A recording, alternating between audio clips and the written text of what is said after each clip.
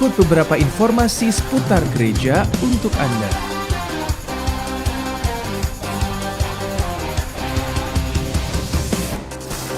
Berikut ini adalah jadwal ibadah online GBI Kasih Kristus minggu ini.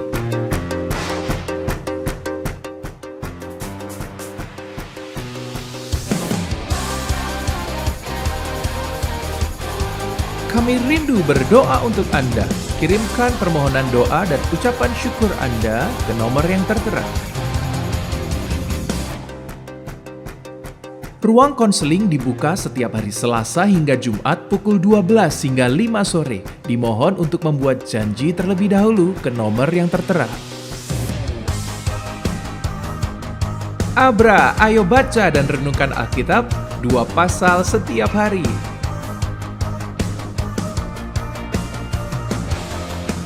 Jangan lupa gerakan berdoa serentak di rumah setiap hari jam 9 malam dengan 10 pokok doa berikut ini.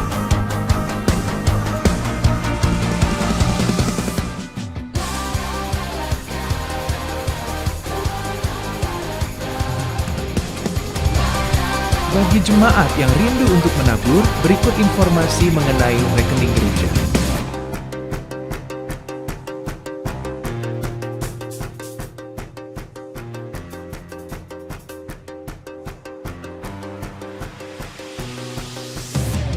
Efek pandemi COVID-19 membuat beberapa penjual mengalami penurunan pemasukan. Mari kita saling membantu rekan kita yang berjualan dengan membeli barang dagangan mereka sebagai tanda kasih kita dan peduli kita kepada mereka. Tetap menjadi berkat TMB. Gereja membuka gerakan pelayanan sosial bagi jemaat yang tergerak hatinya untuk turut membantu rekan jemaat yang membutuhkan. Bantuan yang diberikan dapat berupa sumbangan atau bantuan sembako. Demikian informasi untuk minggu ini. Tuhan Yesus memberkati. Shalom. Syukur atas kuasa darah-Mu dan pengorbanan-Mu. Bilur-bilur-Mu menyembuhkan lebih dari yang ku harapkan.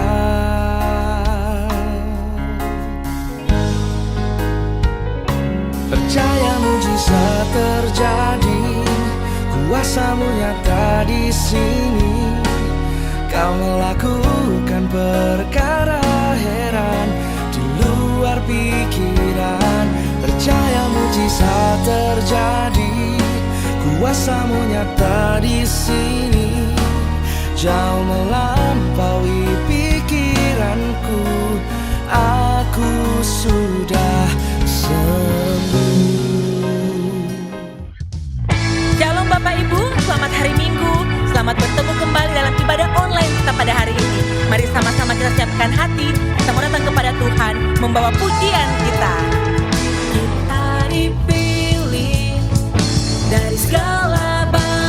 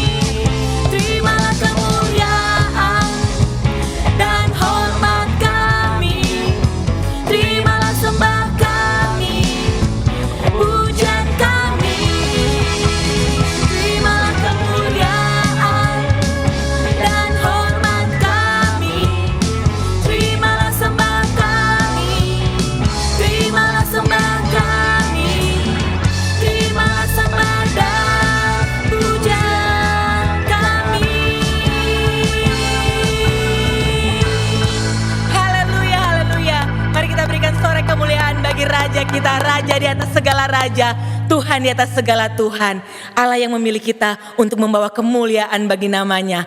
Amin Bapak Ibu, puji Tuhan, kita akan mempersiapkan hati kita untuk mendengarkan firman Tuhan. Kami membawa syukur kami Tuhan pada hari ini lewat pujian kami kepadamu ya Bapa. Kami mau bersyukur untuk kebaikan, kemurahan yang sudah Engkau berikan kepada kami. Kami membawa hati kami datang menyembah Engkau, Raja di atas segala raja, Tuhan kami yang hidup.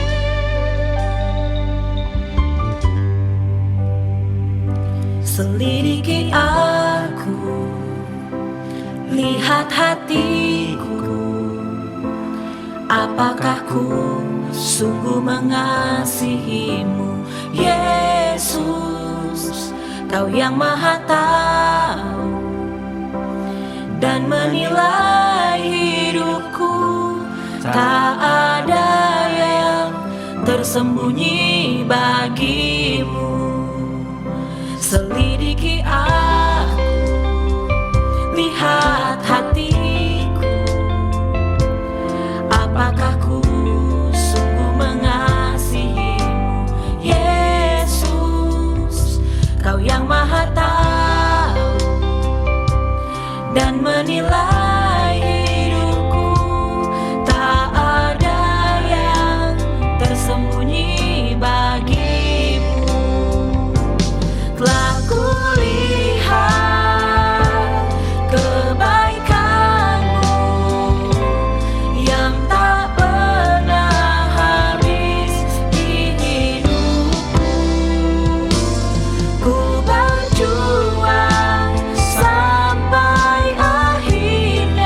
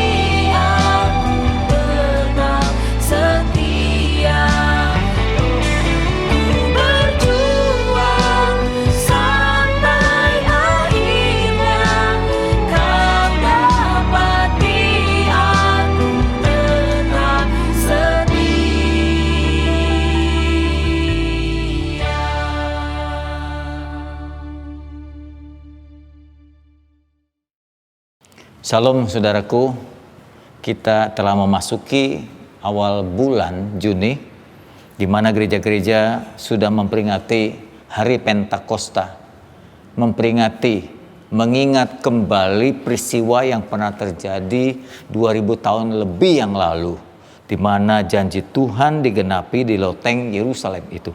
Mari kita berdoa bagi firman dan peringatan kita akan turunnya Roh Kudus ini. Bapa Surgawi, kami menghampiri Engkau dalam ibadah pada saat ini.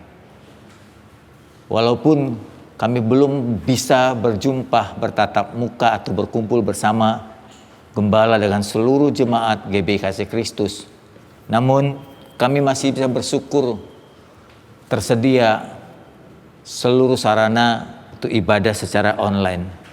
Hingga saat ini hati kami tetap bersuka cita. Kami dapat mengikuti tiap ibadah dan mendapatkan menu rohani tiap-tiap minggu. Bahkan pesan gembala setiap hari diberikan kepada kami. Kami terus bertumbuh walaupun keadaan tidak memungkinkan kami untuk beribadah di gedung gereja. Saatnya sekarang kami membuka hati untuk mendengar pengajaran firman Tuhan. Mendengar berita firman Allah tentang turunnya Roh Kudus ini. Roh Kudus membantu kami untuk mengerti. Roh Kudus membantu hamba-Mu untuk menjabarkan secara sederhana agar mudah dipahami, agar mudah ditaati. Dalam nama Yesus kami berdoa. Amin. Saudaraku, untuk saat ini sekaligus memperingati turunnya Roh Kudus pada 2000 tahun lalu pada murid-murid Tuhan di loteng Yerusalem, maka saya mengambil tema dengan tema firman tujuan akhir dipenuhi oleh Roh Kudus. Jadi saya ingin menekankan bukan hanya dipenuhinya oleh Roh Kudus, bukan gejala-gejala dan fenomenanya yang ditekankan dipenuhi Roh Kudus, tapi apa tujuannya Roh Kudus memenuhi kita? Mengapa janji Tuhan itu dipenuhi bagi orang percaya?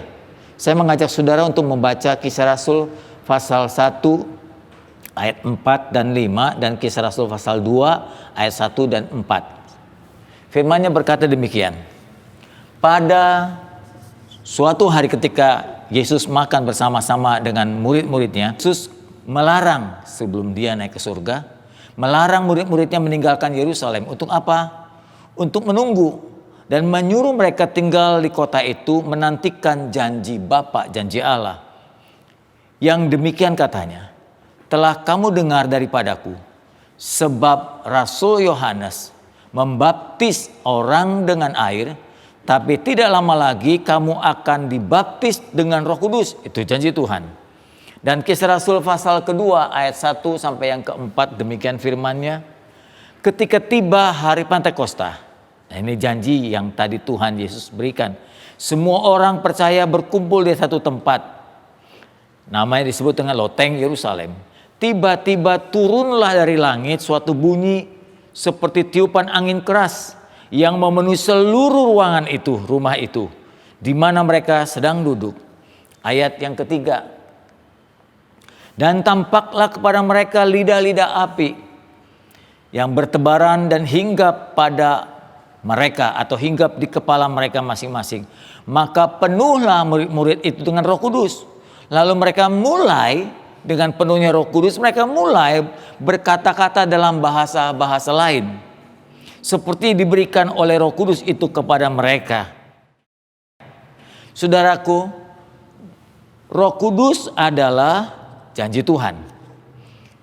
Ya, Roh Kudus adalah oknum Allah yang ketiga yang diberikan kepada murid-murid Tuhan.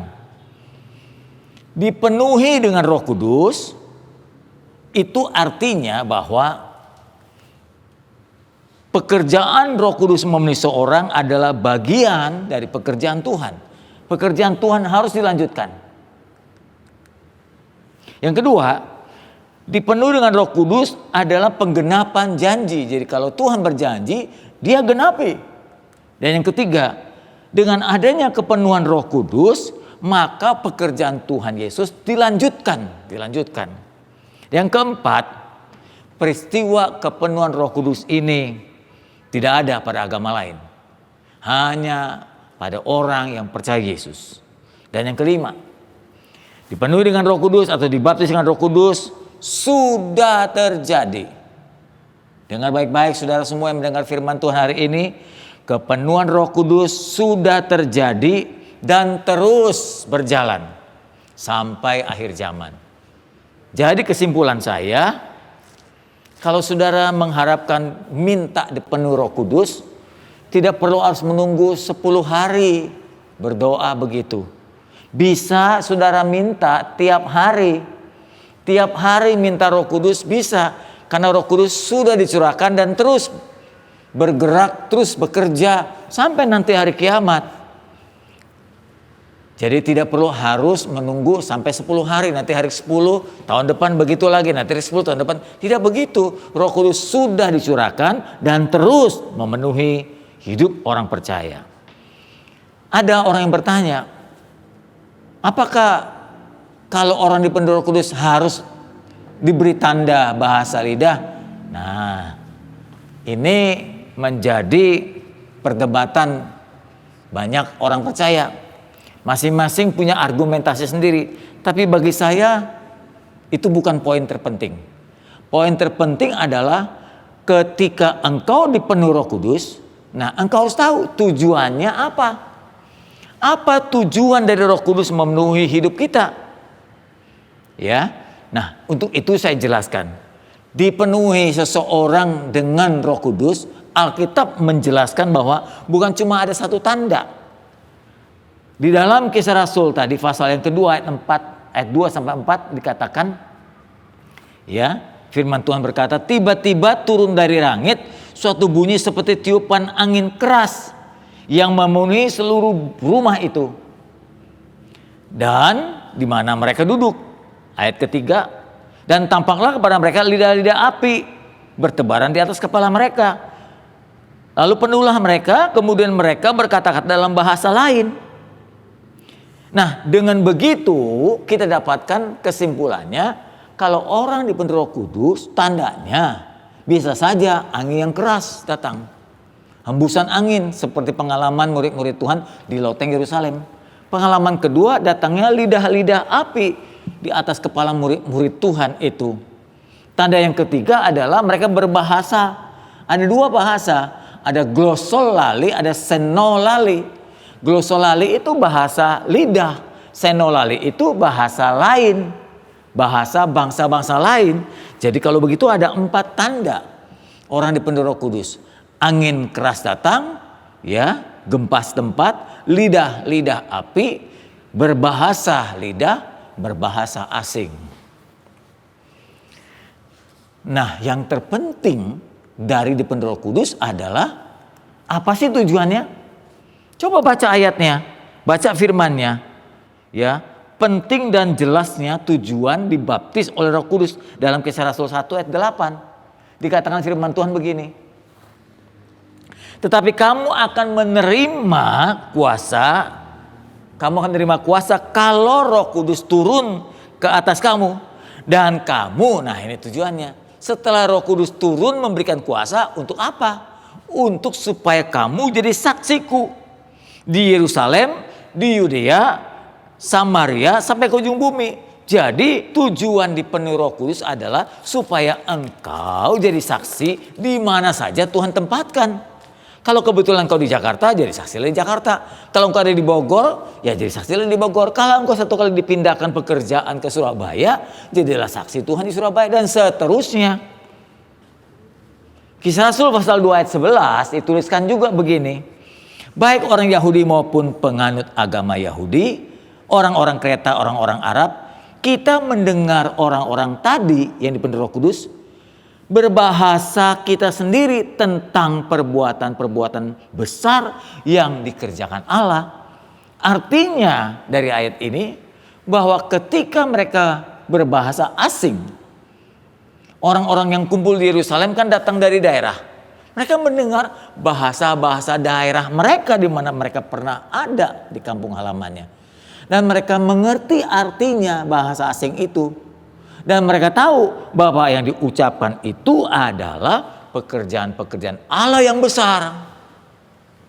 Mukjizat Allah, pengorbanan Allah, Allah pencipta langit dan bumi, Yesus berkorban bagi kita. Apa saja pekerjaan-pekerjaan Tuhan yang besar diucapkan oleh orang-orang yang dipenuhi Roh Kudus. Itulah tujuan mengapa engkau dibaptis dengan Roh Kudus. Supaya mulutmu, bahasamu dipakai untuk menyampaikan perkara-perkara yang besar tentang pekerjaan Tuhan untuk menyelamatkan manusia. Jadi engkau saksinya, engkau dipakai mulutmu untuk menyampaikan ucapan-ucapan pekerjaan Tuhan yang besar. Dan untuk diperjelas, Petrus pun setelah peristiwa Pentakosta berkhotbah. Khotbahnya diucapkan dalam Kisah Rasul 2 ayat 22-33, terlalu banyak ayatnya, tapi saya simpulkan saja. Yang Petrus sampaikan sebetulnya adalah memperjelas, mempertegas perkataan-perkataan murid-murid lain yang dipenuhi Roh Kudus menggunakan bahasa-bahasa daerah. Nah, Petrus ulas lagi memperjelas, yaitu semua pelayanan-pelayanan Tuhan Yesus, semua perbuatan-perbuatan Tuhan Yesus, semua kehidupan Tuhan Yesus, semua pengorbanan Tuhan Yesus untuk menebus dosa kita, itu yang diucapkan, yang dijelaskan Petrus kepada kita. Silakan baca dalam Kisah Rasul 2 di hari Pentakosta itu. Petrus menjelaskan sampai orang-orang yang ada di sekeliling orang itu, hampir kurang lebih 3.000 orang, itu terharu mendengar itu dan akhirnya meminta mereka bertobat dan dibaptiskan. Jadi murid-murid Tuhan dijadikan Allah saksinya. Jadi kalau engkau berbahasa lidah, bukan menyinggung privasi orang, bukan membongkar rahasia hidup orang, bukan berbicara bagaimana ramalan-ramalan tentang berkat, ramalan-ramalan nubuat-nubuat akan datang yang belum tentu terjadi. Engkau jadi dukun putih. Sebetulnya penuh Roh Kudus itu adalah bahasa itu diucapkan untuk menceritakan kebesaran-kebesaran Tuhan. Nah, untuk apa? Supaya amanat agung dapat disampaikan. Kita boleh bersaksi dengan bahasa lidah, lalu nanti diterjemahkan dengan bahasa Indonesia supaya kita mengerti. Lalu kita juga bisa bersaksi dengan bahasa kita sendiri agar amanat agung yang mengatakan karena itu pergilah jadikan semua bangsa muridku, ya. Karena itu pergilah jadikan semua bangsa muridku dan baptislah mereka dalam nama Bapa dan Roh Kudus, itu tergenapi. Jadi sinkron saudara, dipenuhi Roh Kudus, keluar bahasa asing, bahasanya kalau diterjemahkan memperbesar pekerjaan atau menyampaikan penjelasan pekerjaan-pekerjaan Tuhan yang besar, disaksikan kepada orang yang tadi tidak ngerti jadi mengerti, akhirnya jadi percaya. Nah, tergenapilah amanat agung Tuhan. Itu tujuannya kalau kita dibaptiskan, bukan pamer bahasa lidah merasa lebih rohani, lalu bernubuat seperti dukun, meramal sini meramal sana. Saudara-saudaraku, itu keliru saudaraku. Tujuannya adalah saudara menjadi saksi bagi Tuhan. Nah, saksi yang berkuasa, bukan saksi asal ngomong. Nah, bagaimana membentuk saksi yang berkuasa? Membentuk saksi yang berkuasa adalah supaya kita menjadi efektif kalau menyampaikan kesaksian. Tidak ada cara lain, kita harus dibentuk. Dia bentuk makin lama makin serupa dengan Yesus. Nah, gimana caranya tuh? Bagaimana caranya kita dibentuk makin lama makin serupa dengan Yesus? Nah, itu adalah pekerjaan Roh Kudus. Sekali lagi, saya ingin coba merangkum supaya jadi jelas. Ada 3 tahapan bagaimana membentuk seorang percaya dari 0 sampai jadi saksi Tuhan. Dari 0 bisa makin serupa dengan Yesus. Itu pekerjaan Roh Kudus. Saya sebut itu adalah tahapan pekerjaan Roh Kudus membentuk seorang. Yang pertama, ketika seorang itu percaya Yesus, bertobat dan dibaptiskan, Roh Kudus memenuhi dia. Kita tidak berbicara tentang tanda-tandanya. Ya, sebab kalau bicara tentang tanda, nanti yang dibaptis Roh Kudus, yang merasa dibaptis Roh Kudus cuma gereja-gereja Pentakosta. Gimana dengan gereja-gereja Protestan? Bagaimana dengan gereja-gereja Katolik? Padahal kita satu tubuh. Mereka tidak berbahasa lidah.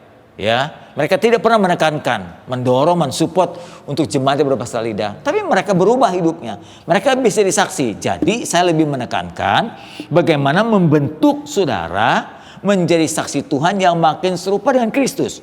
Pertama adalah Roh Kudus akan memberi kita pengalaman. Pengalaman disebut dengan pengalaman fenomena atau pengalaman manifestasi dari Roh Kudus. Pengalaman manifestasi ini bermacam-macam.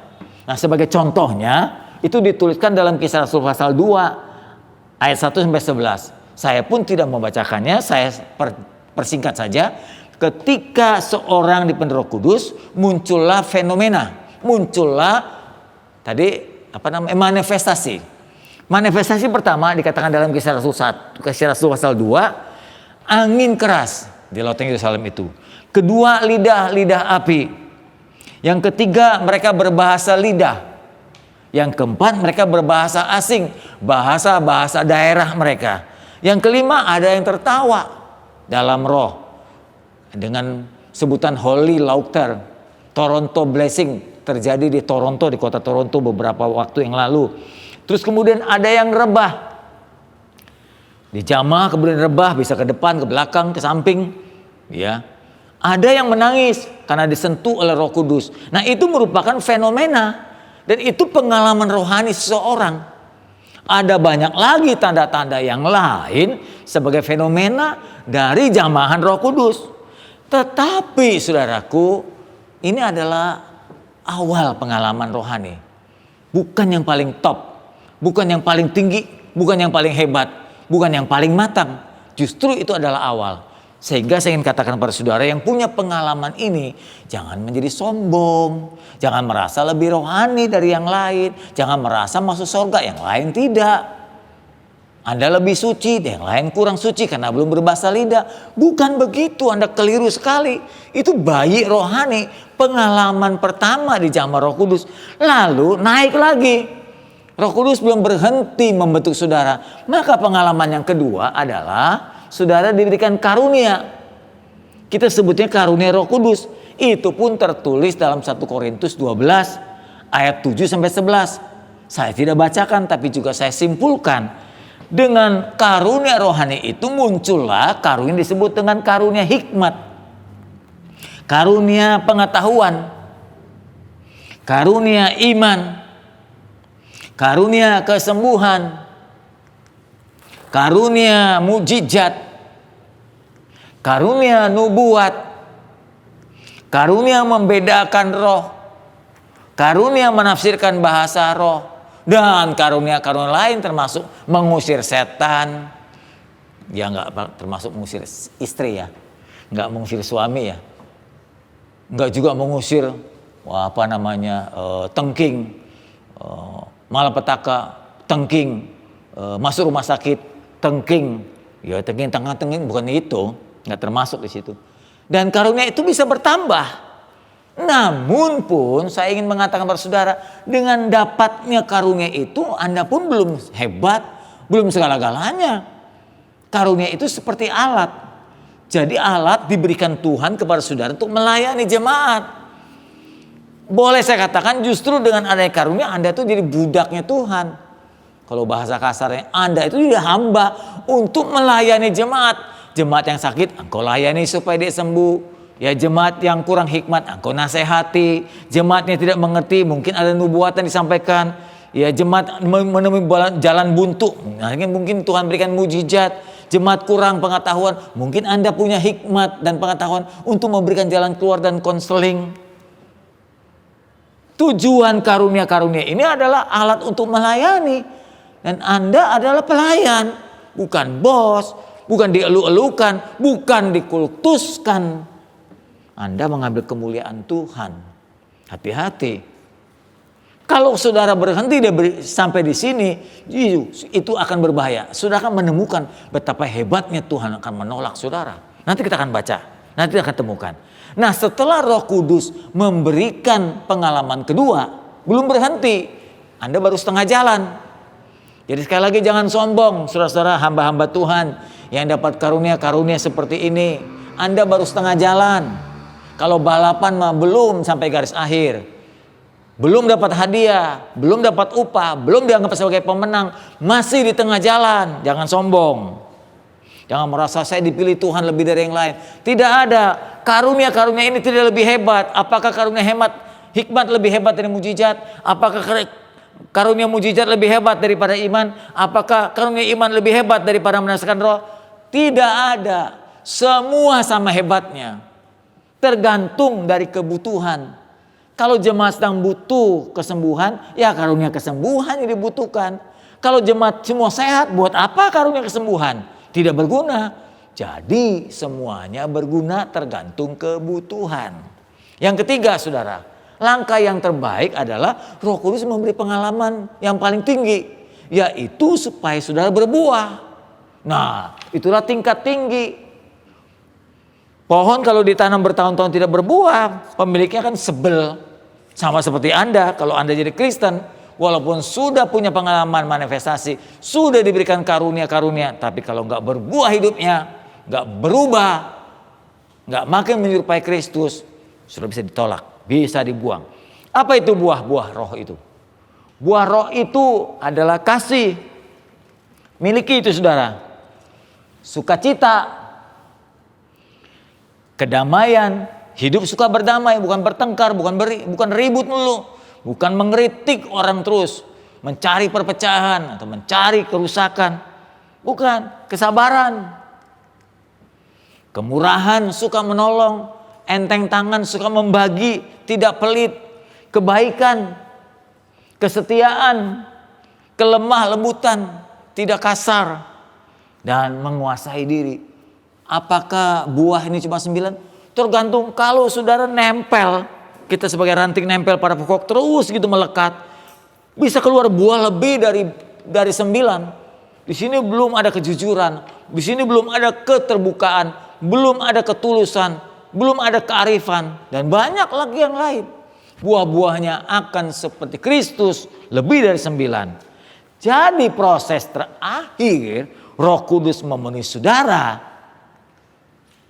Bukan pamer bahasa lidah, bukan pamer pengalaman-pengalaman rohani, tapi saudara harus dibentuk supaya saudara makin serupa dengan Yesus, makin serupa dengan gambarnya. Kita harus berbuat terus menerus supaya sikap kita, karakter kita serupa dengan Kristus. Kita menyerupai Dia. Ya, jangan pernah berhenti kalau saudara hanya punya karunia, apalagi cuma fenomena. Sombongnya kalau Anda punya manifestasi, belum seberapa itu. Jangan sombong. Harus naik lagi sampai tingkat yang ketiga, yaitu tingkat berbuah. Coba perhatikan teguran Yesus di dalam tulisan Injil Matius pasal yang ke-7 ayat 21 sampai 23. Firman-Nya berkata begini, bukan setiap orang yang berseru kepadaku, Tuhan, Tuhan, akan masuk dalam kerajaan surga, melainkan dia yang melakukan kehendak Bapa-Ku yang di surga. Pada hari terakhir, banyak orang yang berseru kepadaku, Tuhan, Tuhan, bukankah kami bernubuat demi nama-Mu? Kami mengusir setan demi nama-Mu? Kami mengadakan banyak mujizat demi nama-Mu juga? Ayat 23 mengatakan, pada waktu itulah aku akan berterus terang kepada mereka dan berkata, aku tidak pernah mengenal kamu. Enyahlah kamu sekalian daripadaku, pembuat kejahatan. Perhatikan ayat ini. Ayat ini bukan sembarang tulis.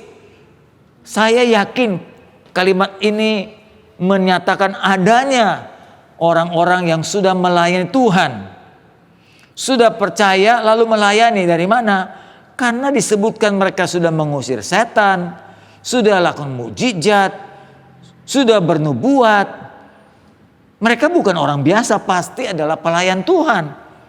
Tapi ditolak Tuhan dengan Tuhan berkata, aku tidak pernah mengenal kamu. Enyahlah daripadaku kamu sekalian pembuat kejahatan. Apa yang salah? Apa yang kurang? Yang salah dan kurang adalah mereka ini berhenti puas diri. Ketika mereka dapat karunia, mereka pikir mereka sudah dapat segala-galanya. Mereka berhenti untuk menempel pada Kristus. Mereka berhenti untuk mengasihi firman dan mengasihi Tuhan. Mereka berhenti mempertuhankan Yesus. Mereka mulai mempertuhankan dirinya. Mereka mulai mengatakan aku. Ini karena aku loh, ini karena aku, ini karena aku, ini aku. Karena aku dipakai aku semuanya. Tidak ada yang Tuhan.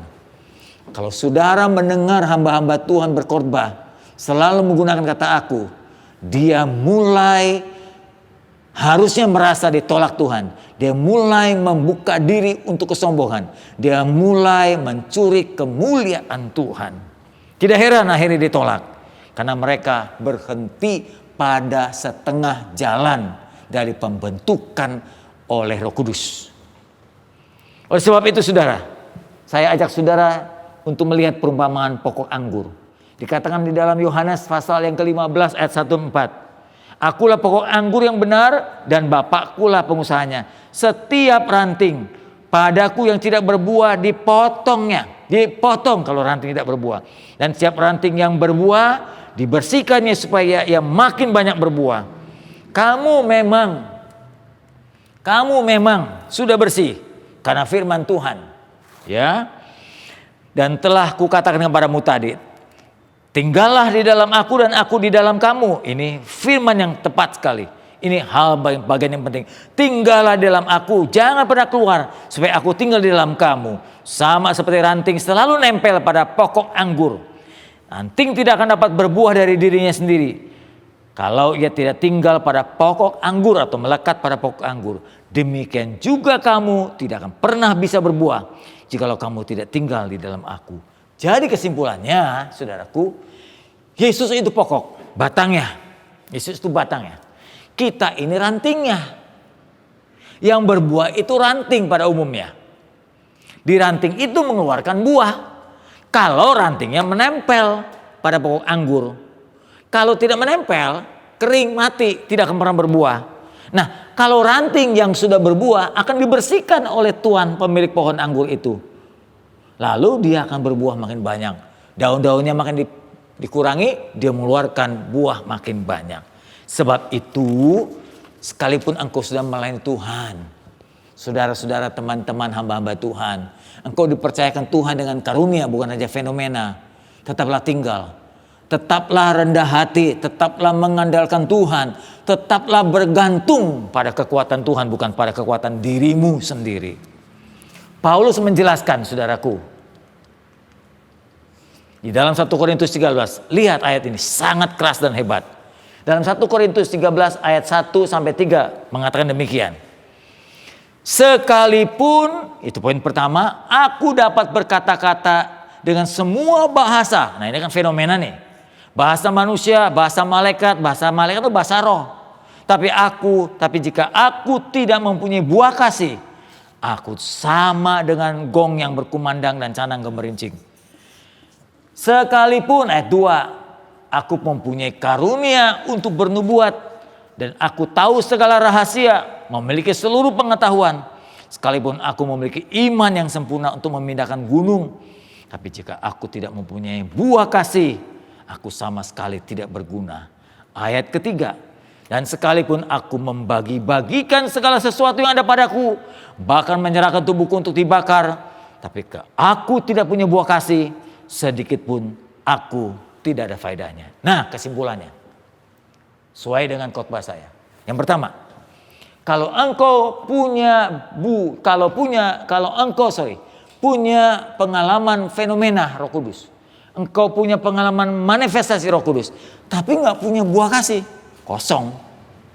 Seperti gong berkumandang, kosong, nggak ada isinya, dianggap nol, nggak ada ilmunya, nggak ada bobotnya, nggak ada gunanya. Yang kedua, kalau engkau punya pengalaman karunia yang hebat, macam-macam karunia, iman, mujizat, nubuat segala macam, tapi nggak punya buah roh, itu nggak ada gunanya karuniamu, nggak ada gunanya. Tuhan tidak memperhitungkannya. Dan yang ketiga, engkau menderma, membagi, Dari mulai hartamu, kendaraanmu, sampai nyawa dan tubuhmu sendiri kau bagikan buat orang lain, itu gak ada faedahnya. Jadi pengorbanan sia-sia kalau engkau tidak punya buah kasih. Kalau begitu jelaslah betapa pentingnya Roh Kudus memenuhi engkau dan membentuk engkau melalui proses yang cukup panjang supaya engkau makin serupa dengan Yesus, agar karakter-karaktermu menyerupai Yesus. Itulah tujuan terakhir dari Roh Kudus. Tujuan terakhir dari Roh Kudus adalah engkau dipenuhi agar berbuat terus supaya engkau menyerupai Kristus, jadi saksi yang efektif. Itu poin yang ketiga. Nah, ada satu pepatah mengatakan, jika agamamu atau kalau engkau beragama tidak membuat engkau jadi berubah tambah baik, buang aja agamamu. Nggak ada gunanya agamamu. Yang engkau pelajari bukan agama, tapi ajaran sesat yang membuat engkau tambah rusak, yang membuat engkau tambah jahat, yang membuat engkau tambah memecah belah. Itu bukan agama yang baik. Agama yang baik bukan agama ABC, tapi setiap agama yang membuat dan mengubah engkau tambah baik. Istilah yang lain disebut oleh Billy Graham. Jika engkau kehilangan mobil, jika engkau kehilangan motor, jika engkau kehilangan uang, kamu memang sedang kehilangan sesuatu dalam hidupmu. Tapi jika engkau kehilangan karaktermu, kehilangan buah rohmu, maka engkau kehilangan seluruh hidupmu. Gak ada gunanya hidupmu. Karakter itu adalah poin terpenting jadi saksi bagi Tuhan. Itulah gunanya mengapa Roh Kudus memenuhi saudara. Bukan pamer bahasa lidah, bukan pamer karunia, tapi supaya engkau jadi contoh, jadi teladan, jadi saksi, jadi garam, jadi terang dunia.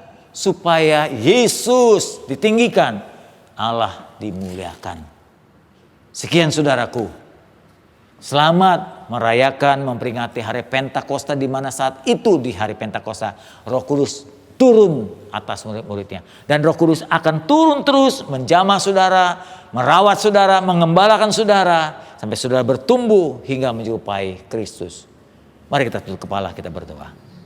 Bapa Surgawi, kami telah dengar firman Tuhan. Begitu jelas firman itu. Roh Kudus diberikan sebagai pengganti dari figur Yesus untuk melanjutkan proyek Tuhan, menyempurnakan gerejamu supaya nanti saat engkau datang kedua kali kelak, kami ditemukan tidak ada yang cacat lagi. Kami sempurna sebagai mempelai Kristus yang akan disunting dan diangkat oleh Yesus sendiri saat engkau datang untuk kedua kalinya. Kami membuka hati, kami bersedia untuk diproses terus Tuhan. Kuatkan kami saat kami diproses. Sabarkan kami, ingatkan kami, rendahkan hati kami ketika proses berjalan terus Tuhan. Supaya proses itu tergenapi, berhasil, kami menjadi makin serupa dengan Kristus. Roh Kudus bantu kami. Proses ini, kami seperti tanah liat di tangan penjunan. Kami seperti ranting pohon anggur di tangan-Mu Tuhan, biar kami berbuah lebat, berbuah buah roh. Terima kasih Tuhan. Ingatkan kami semua, jangan sombong rohani, jangan congkak rohani, tapi justru dengan dipenuhi Roh Kudus kami makin rendah hati, kami makin menyerupai Kristus. Dalam nama Yesus kami berdoa. Amin. Saudaraku, setelah kita bertobat lahir baru, Roh Kudus membawa kita kepada pengalaman rohani supaya kita makin rendah hati. Kita makin seperti Kristus. Jika kita bisa ini dan bisa itu karena anugerah semata, bukan karena kehebatan kita. Jadikanlah hidupmu sebagai penyembahan yang memuliakan Tuhan.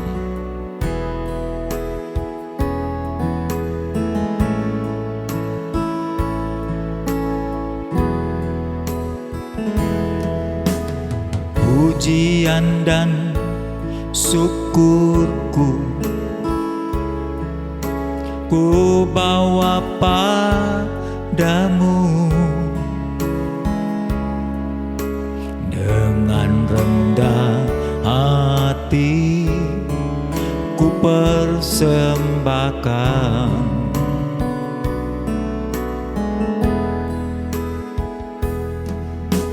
Sadar bila ku ada hanya karena anugerah, bukan karena kekuatanku.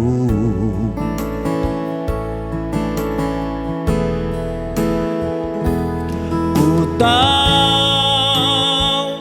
hidupku adalah penyembahan. Kau ciptakanku dalam kemuliaan-Mu. Oh, ku tahu hidupku berharga di mata-Mu. Segenap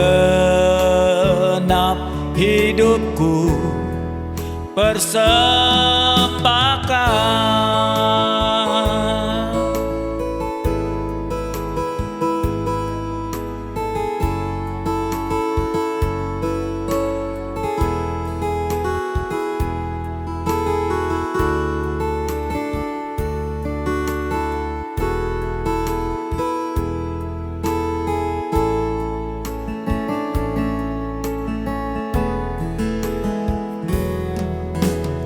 Pujian dan syukurku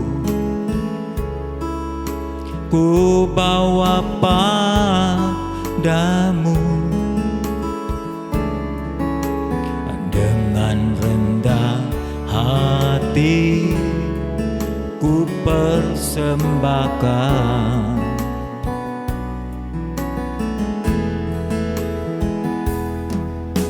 Sadar bila ku ada hanya karena anugerah, bukan karena kekuatanku.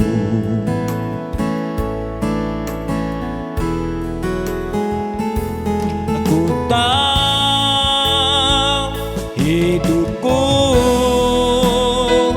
adalah penyembahan.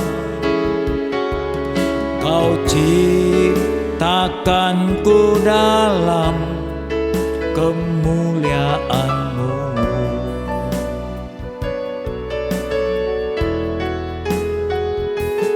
Ku tahu hidupku berharga di mata-Mu. Segenap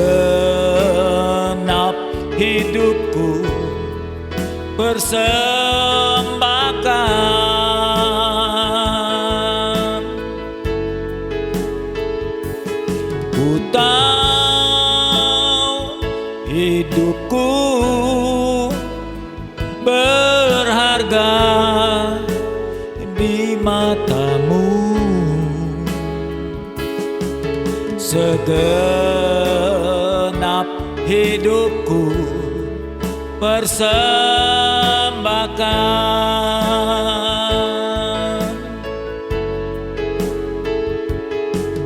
Segenap hidupku persembahkan.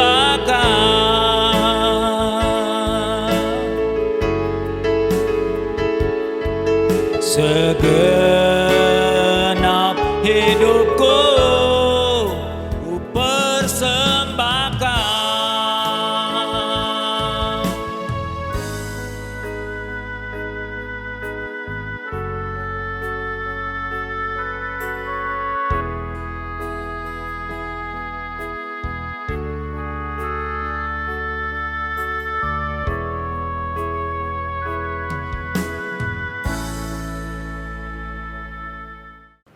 Saudaraku, di awal bulan ini, di saat ibadah online kita bisa menyatukan ibadah perjamuan kudus GBI Palem Lestari dengan GBI Plaza Pasifik. Pada minggu pertama ini kita bersama-sama untuk menikmati atau menyelenggarakan ibadah perjamuan kudus. Saya berharap saudara semua telah mendapatkan roti yang diantar oleh gereja. Jika saudara tidak memiliki roti atau hosti dan anggur ini, saudara bisa gunakan roti tawar dipotong kecil-kecil, diambil salah satu, lalu ambilkan sirup manis merah, dia dituang dengan air sedikit, lalu dijadikan seperti anggur. Itu juga boleh. Mari kita pegang roti di tangan kanan kita dan anggur di tangan kiri kita. Roti dan anggur ini adalah perbuatan Tuhan yang besar bagi penebusan kita orang-orang berdosa. Hosti ini atau roti ini menggambarkan tubuh Yesus dan anggur ini menggambarkan darah Yesus yang telah dicurahkan sebagai jalan penebusan dosa bagi kita. Mari saya ajak saudara mendengar firman Tuhan, sudah itu kita akan nikmati perjamuan ini. Firman Tuhan berkata, "Apa yang telah kuteruskan ini kepadamu, aku dapat perintah dari Tuhan, bahwa Tuhan pada waktu akan diserahkan. Dia mengambil roti, dia mengucap syukur atas roti itu, dia memecah-mecahkannya dan berkata, inilah tubuhku yang diserahkan bagi kamu sekalian. Perbuatlah ini menjadi peringatan akan aku." Kita makan bersama-sama di dalam nama Tuhan Yesus Kristus.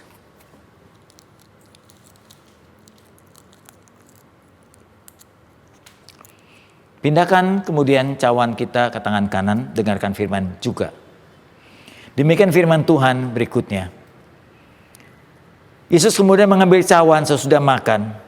Dia berkata, "Cawan ini adalah perjanjian baru, sudah dimeteraikan oleh darahku. Lakukanlah ini tiap kali kamu meminumnya untuk mengingat segala pengorbananku. Sebab tiap kali kamu makan roti dan minum cawan ini, kamu memberitakan kematian Tuhan Yesus sampai Tuhan Yesus datang untuk kedua kalinya." Kita minum bersama-sama di dalam nama Tuhan Yesus. Mari kita berdoa. Dengan perjamuan ini, makin diyakinkanlah bahwa betapa hebatnya Tuhan kami yang telah menjadi manusia. Rela, betapa rendah hatinya Tuhan mau menjadi manusia. Dan betapa menderitanya Tuhan mau mati bagi kami di kayu salib. Maka genaplah seluruh dosa kami telah diampuni. Pertobatan kami memberikan makna yang dalam. Kami telah menjadi ciptaan Tuhan yang baru. Selanjutnya Roh Kudus akan memenuhi kami dengan lahir baru, menjadi ciptaan yang baru, lalu diproses begitu rupa dengan pengalaman-pengalaman rohani, pengalaman-pengalaman fenomena dan manifestasi Roh Kudus. Pengalaman memiliki karunia-karunia Roh Kudus. Lalu akhirnya pengalaman menghasilkan buah-buah Roh Kudus. Supaya kita makin berkarakter seperti Kristus. Bantu kami Tuhan mewujudkan seluruh kerinduan Tuhan dan kerinduan kami juga. Dalam nama Yesus kami sudah berdoa. Bagi kami yang sakit, Tuhan menjamah dan menyembuhkan. Bagi kami yang mengalami kesulitan, Tuhan bukakan jalan. Bagi kami yang menemukan jalan buntu, ada ribuan pintu dibukakan. Tuhan tolong setiap problem masalah. Kalau Tuhan mau dan bisa mampu menebus kesalahan kami, Tuhan pasti juga mampu menolong persoalan kami. Dalam nama Yesus kami telah berdoa dan meminta. Mari angkat kedua tangan kita saudaraku. Ketika kami mengangkat tangan, turunlah Roh Kudus atas kami. Yang belum dibaptis, dibaptislah kami dengan kuasa Roh Kudus. Roh Kudus bisa memberikan begitu banyak tanda. Roh Kudus lebih lagi bekerja memproses kami dalam kehidupan sehari-hari. Makin lama kami makin serupa dengan Kristus. Kiranya damai Bapa, kemurahan dari Tuhan Yesus, kekuatan pimpinan Roh Kudus menyertai kami sekalian mulai sekarang sampai selama-lamanya. Amin. Percaya mujizat terjadi, kuasa-Mu nyata di sini, jauh melampaui pikiranku. Aku sudah sembuh. Oh.